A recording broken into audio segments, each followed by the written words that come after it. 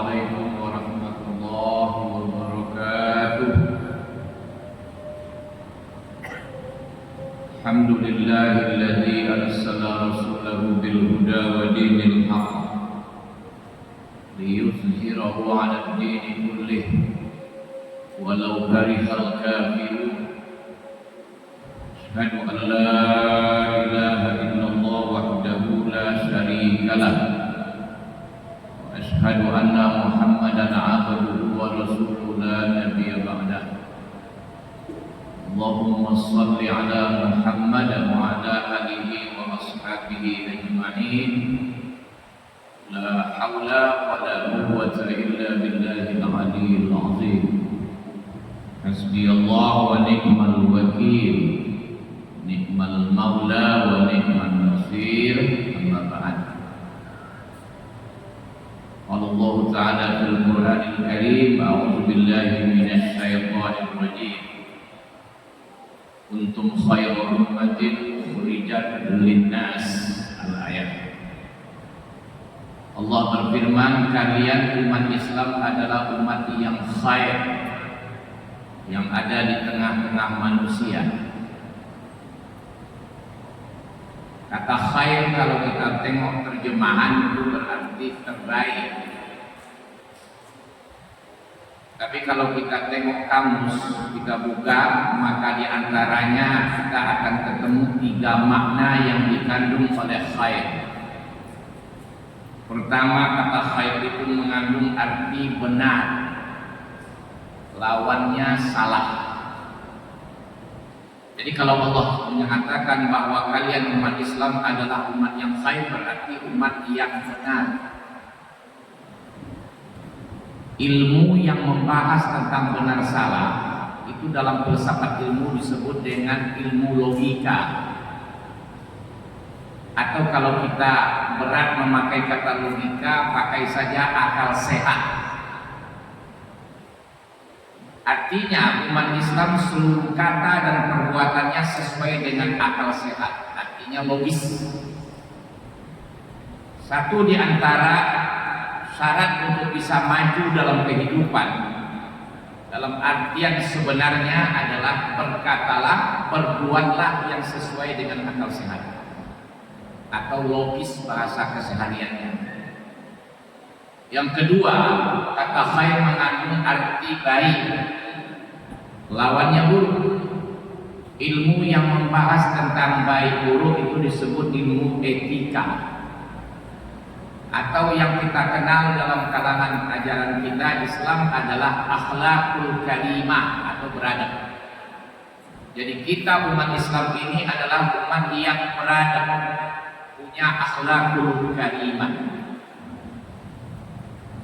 Yang ketiga, kata khair mengandung makna indah, lawannya jelek.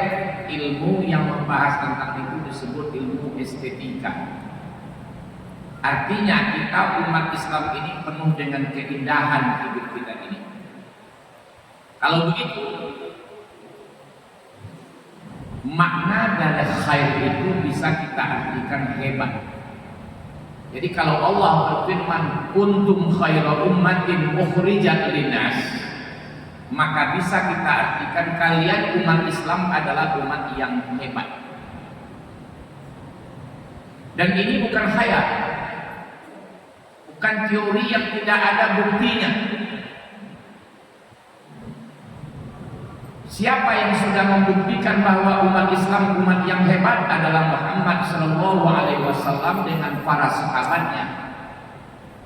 Dalam tempo 23 tahun lebih kurang, 13 tahun di Makkah, 10 tahun di Yasrib.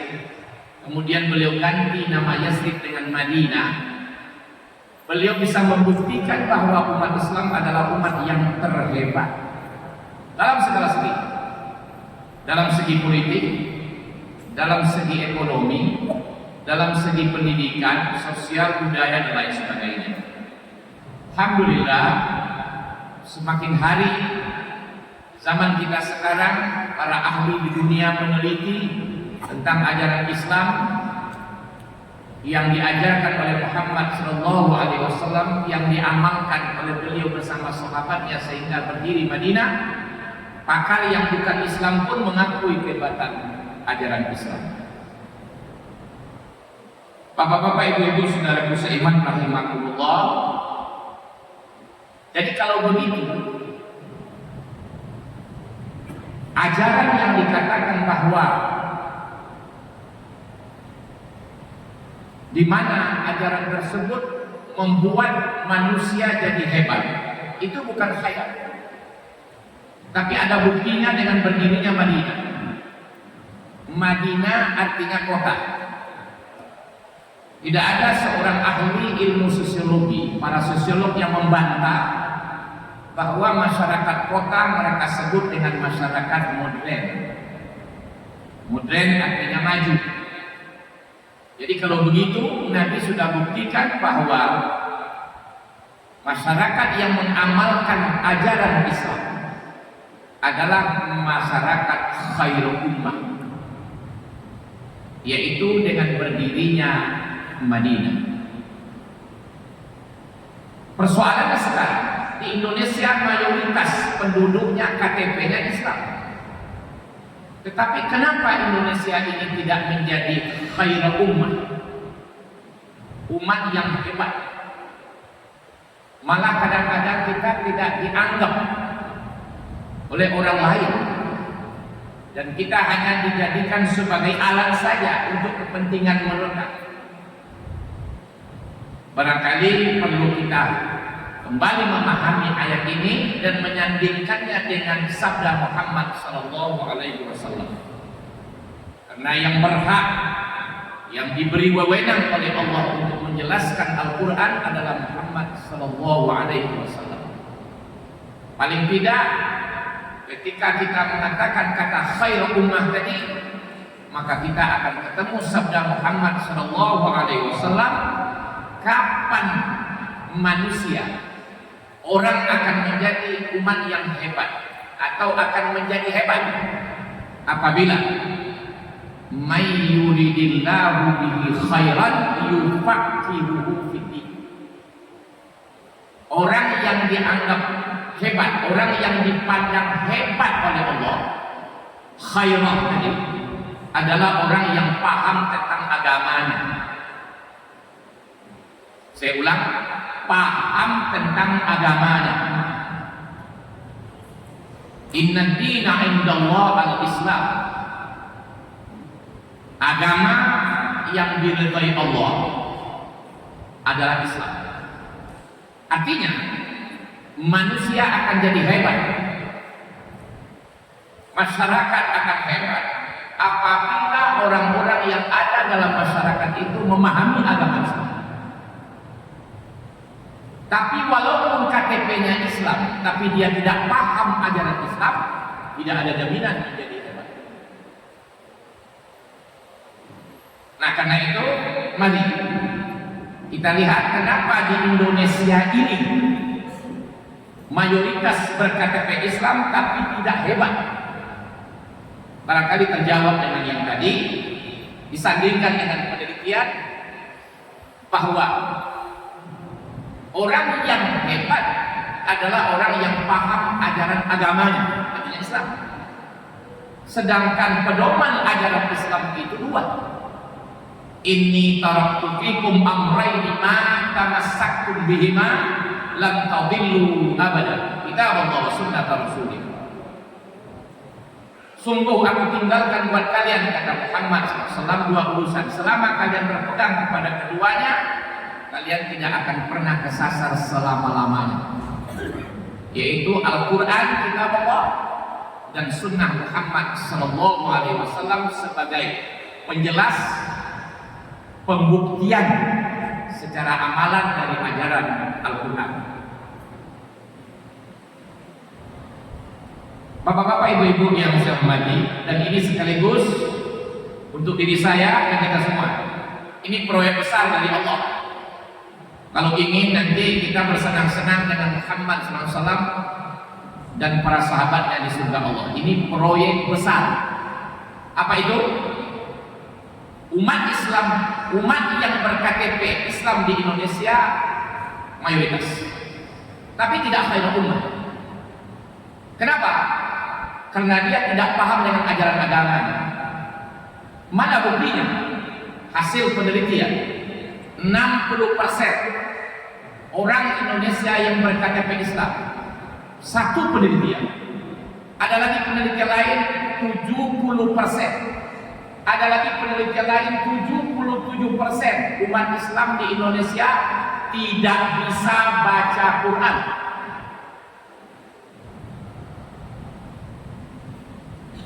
Tidak bisa baca Quran. Jangan karena memahami isi Quran, membacanya saja tidak, tak usah ambil dulu yang 70, 60% saja membaca. Ini membacanya saja. Maka saya katakan ini proyek besar kita. Apabila kita bisa membuat keluarga kita, tetangga kita, saudara kita, jamaah kita, tidak ada lagi sekian tahun yang akan datang yang tidak bisa baca Quran, itu pahalanya besar sekali. Bapak-bapak, ibu-ibu yang saya hormati, apakah Al-Quran tidak disemarakkan di Indonesia tiap tahun? Musabaqah tilawatil Quran menghabiskan uang miliaran, bukan ratusan juta, miliaran, dari tingkat kelurahan sampai tingkat kecamatan, kabupaten dan kota, provinsi, sampai nasional dan malah internasional. Uangnya ratusan miliar, tapi hasilnya kenapa? Barangkali jawabannya adalah kenapa kita tidak menjadi khairul ummah di Indonesia ini. Kita baru pada tahap musabaqah tilawatil Quran. Kita berlomba untuk membaca Al-Quran, tapi tidak berlomba untuk bagaimana daerah kami tidak ada lagi orang yang tidak bisa baca Al-Quran. Tapi yang terjadi adalah perlombaan baca Al-Quran, tapi bukan perlombaan bagaimana setiap desa tidak ada lagi di sana orang yang tidak bisa baca Quran. Itu benar. Yang kedua, mari kita berlomba mengamalkan isi Al-Quran. Jadi bukan hanya berlomba membaca Al-Quran, tapi berlomba mengamalkan Al-Quran dalam segala segi kehidupan. Dalam segi ibadah, dalam segi ekonomi, dalam segi politik, dalam segi pendidikan, dalam segi sosial, dan lain sebagainya. Kenapa? Karena Al-Quran bicara berbagai segi kehidupan. Nah, kalau ini dilakukan, saya tunggu 20 tahun, 15 tahun yang akan datang, akan nampak hasil di Indonesia. Umat Islam akan terangkat derajatnya. Kehidupan di Indonesia ini penuh dengan berkah bagaikan di Madinah dulu. Walaupun di Madinah itu tidak seluruh orang Islam, tapi umat Islam mendominasi. Nah, kenapa? Karena umat Islam hari itu adalah khairul ummah. Karena umat Islam hari itu paham ajaran agamanya.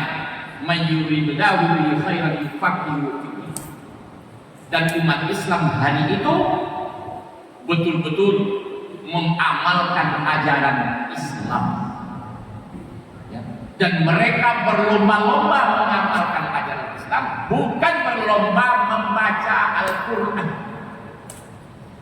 Kalau berlomba membaca Al-Quran hari itu, yang diantaranya yang paling fasih baca Quran adalah orang yang membunuh Ali bin Abi Thalib,